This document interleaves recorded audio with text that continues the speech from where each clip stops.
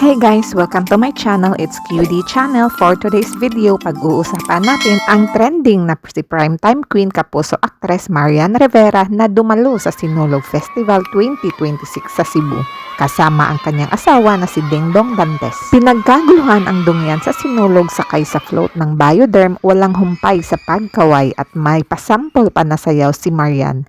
Aliw at napahanga ang mga tao sa ganda at pogi ng power couple. Ibinahagi rin ni Marian sa kanyang social media ang ilang larawan na kuha sa ganap nila sa Sinulog.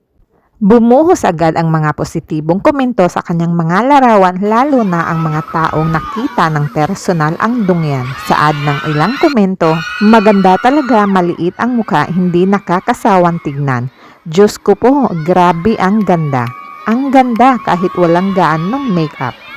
Narito ang ilang video ng dungyan sa pagpapasaya nila sa Sinulog Festival ng Cebu.